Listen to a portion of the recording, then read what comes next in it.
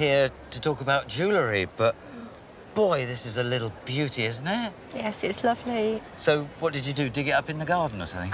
I found it in a charity shop. £3 hanging up.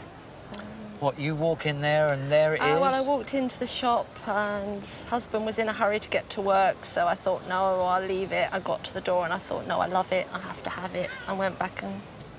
Was he annoyed at you having to... I was in a rush. A pendant, £3, hanging on a hook in a charity shop, mistaken for costume jewellery. What the woman walked back for was a piece of pâte-de-verre studio glass made in Paris in the 1910s by Almaric Walter, one of the most quietly important glassmakers of the entire Art Nouveau movement.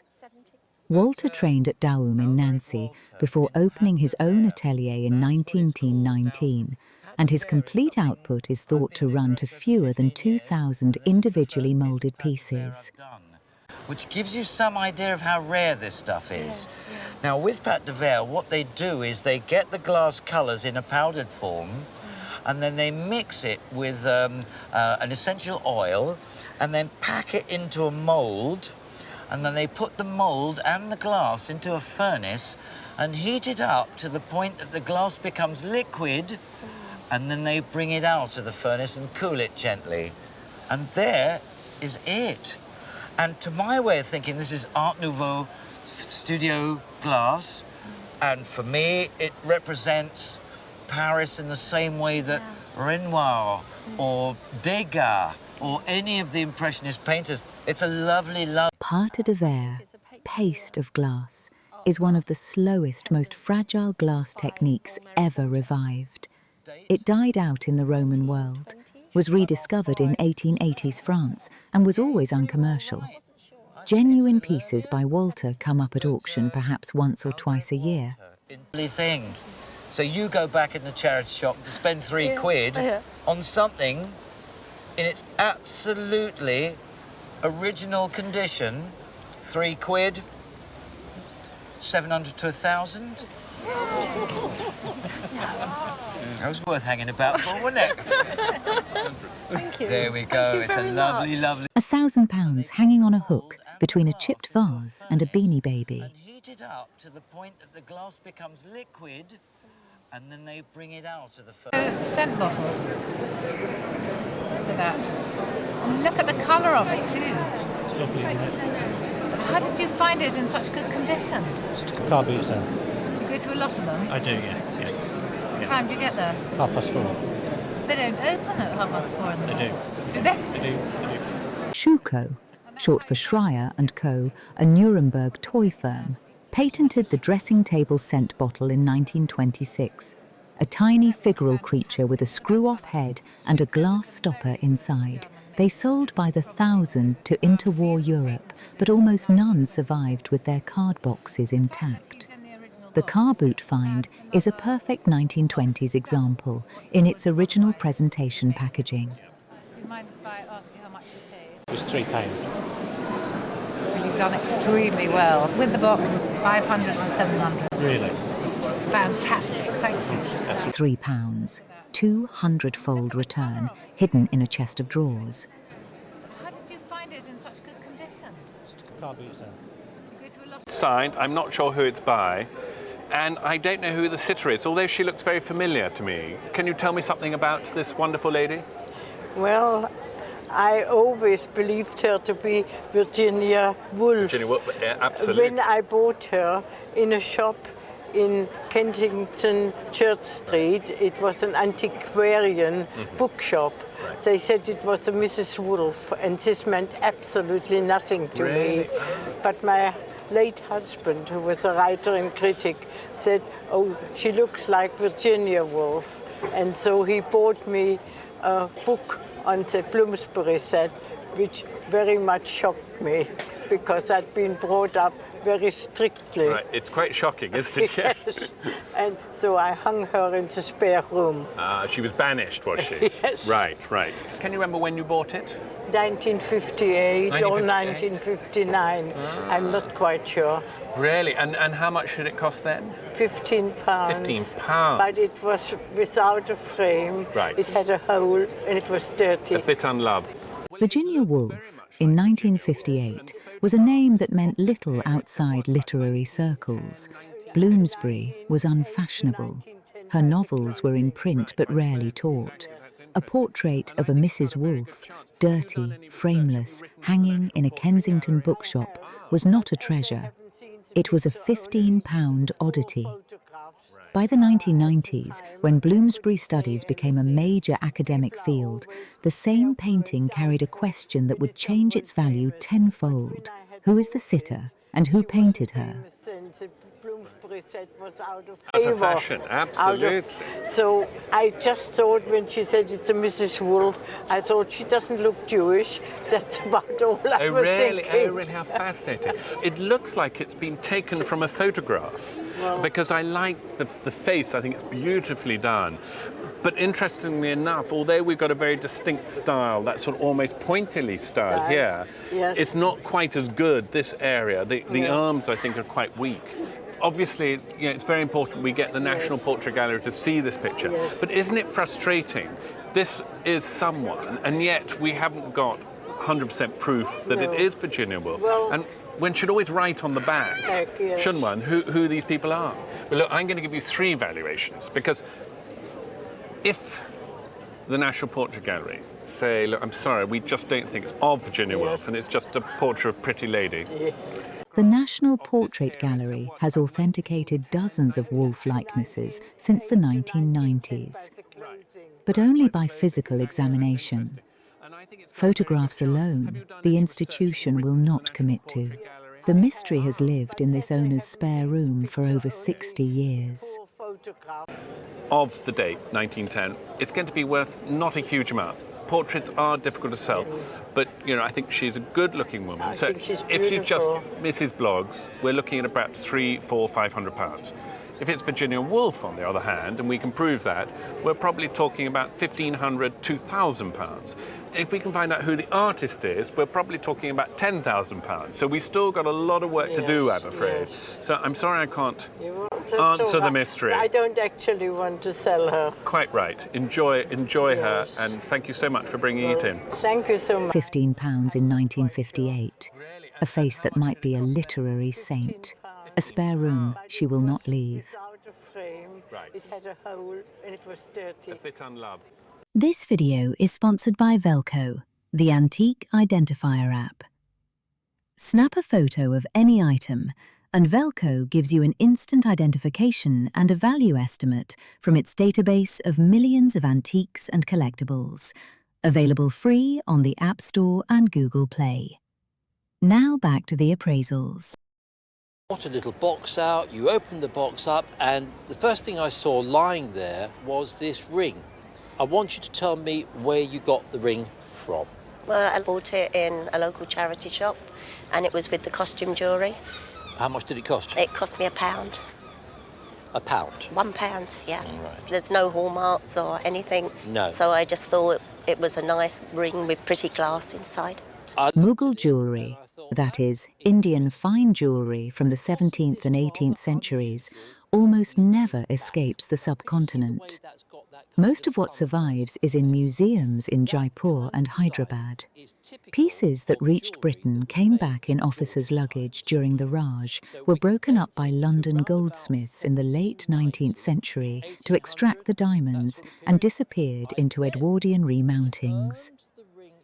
A complete Mughal cluster ring in 22-carat yellow gold, with its stones still in their original setting. That is the fragment you find in a museum, not in a charity shop. Are a series of little red gems. Now, you said it wasn't Hallmark. Yeah. Do you know why it's not Hallmark? Because I didn't think it's real. No, it's Indian. Okay. This, therefore, is quite a rare little event. Wow. Because it then begs the question, if it's Indian of that period, what's it made of? Now, it's actually 22-carat bright yellow gold. Oh, wow. We then move on to the question as to what the stones are. Now, do you remember I said that this stone in the middle was dull? I would think it's coloured glass. Now we move into a very interesting part of all this. I've brought along something called a thermal tester. If I put the point of the thermal tester on the stone, Yeah. it will tell me what the stone is made of. Are you ready? Yep. Right.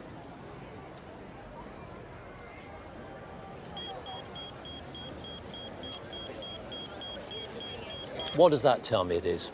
It could be a stone. It's a diamond. Wow. It's a diamond. But it's... The Mughal cut is not a faceting style.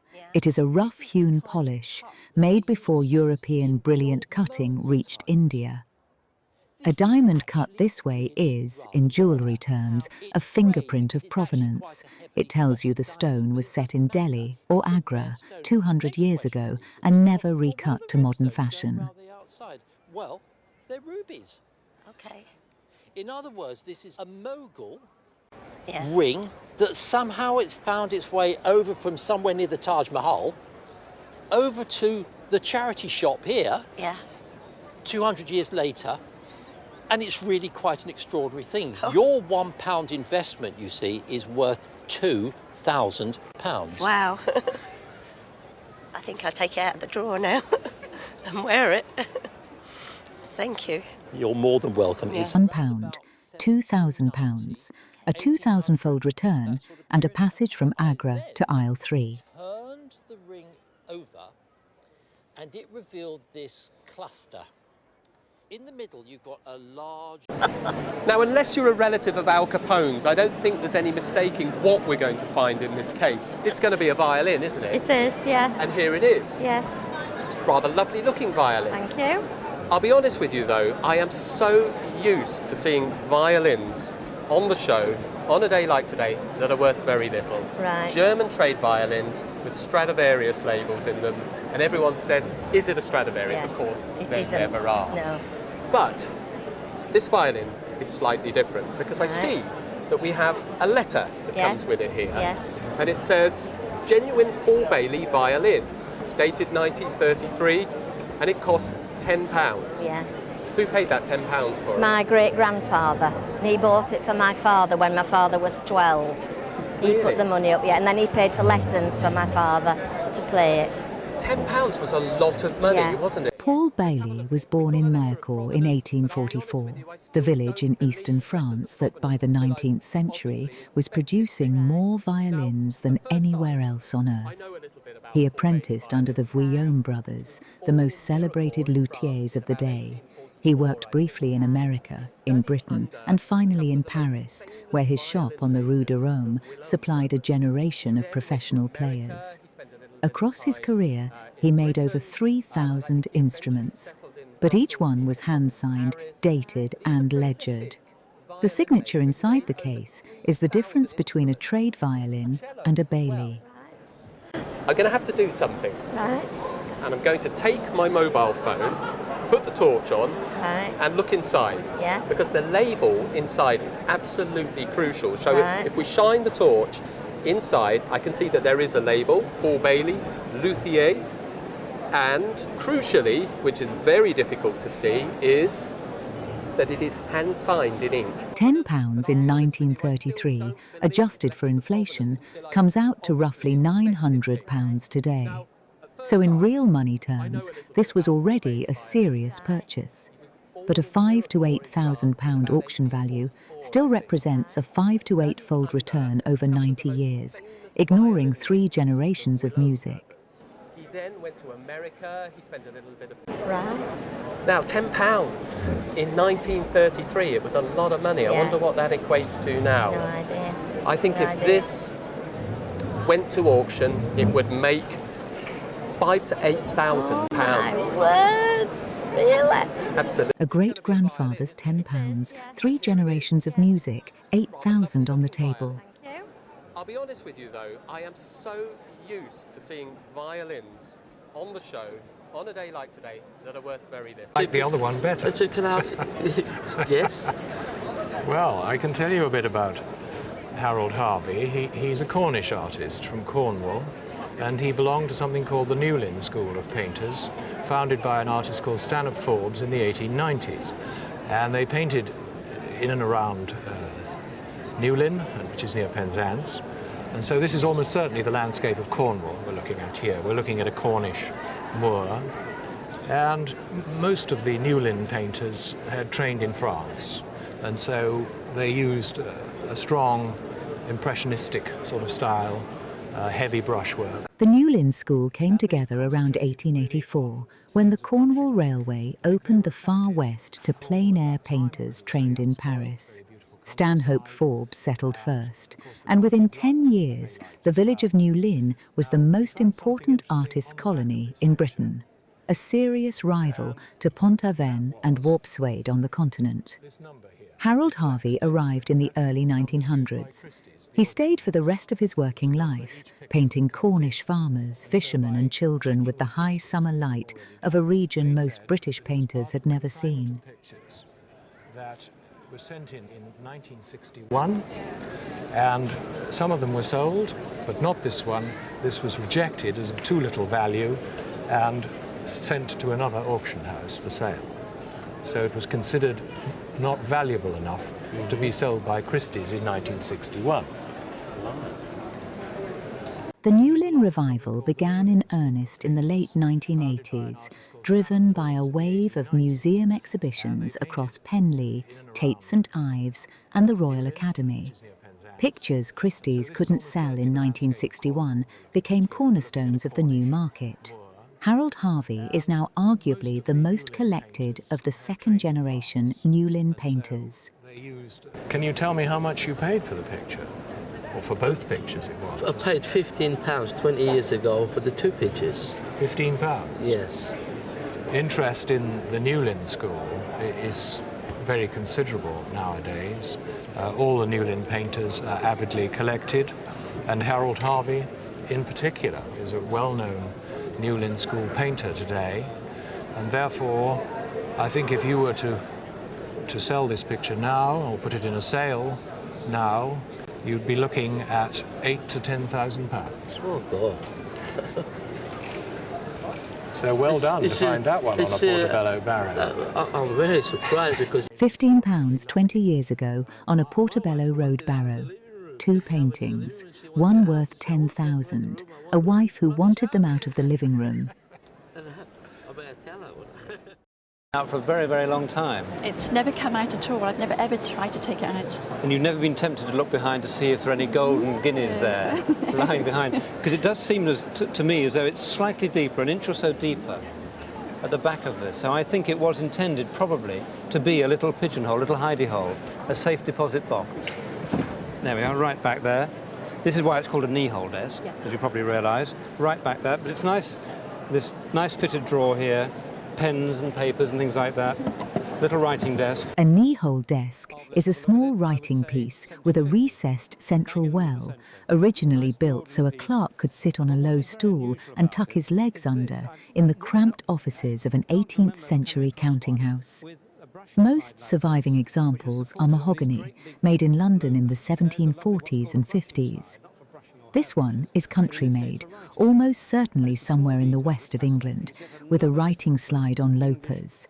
A feature the appraiser, in a 40-year career on the show, says he has never previously seen on a desk of this type. Brown here to this dark brown. And that's what we buy this furniture for. This is what the English collect Georgian furniture for. But of course, this is much more accurate of the colour originally in the 18th century. It would have been, in fact, even a deeper red than this. Remember, it's only 20 or 30 years before this that traditionally oak was stained with oxblood red to make it look like mahogany, which is an expensive imported wood. They're not very practical desks today, because I certainly can't use it very easily to get my knees under it. No. But of course, what's made all the difference is that brushing slide, and that adds value because it's now something you can use quite a lot. So you haven't really considered the value. No. Country-made Georgian furniture with a documented unique feature sits in its own pricing tier. The brushing slide is the difference between a 5-figure and a 6-figure desk. About 15 years ago we had it valued because we had worm in the back leg and I had it replaced, and it was about 1,100 then. I think today, for insurance, it would cost you to buy in a shop certainly £3,500 today. My grandmother paid £10 for it. £10? £10, about 40 years ago. Well, this is 3 centuries old. The price of a house. hidden in plain sight. This lovely colour of mahogany that we see. A huge thank you to our sponsor Velqo, the Antique Identifier app. Find out what your own treasures are worth from a single photo. Free on the App Store and Google Play. Link in the description. Thank you so much for watching.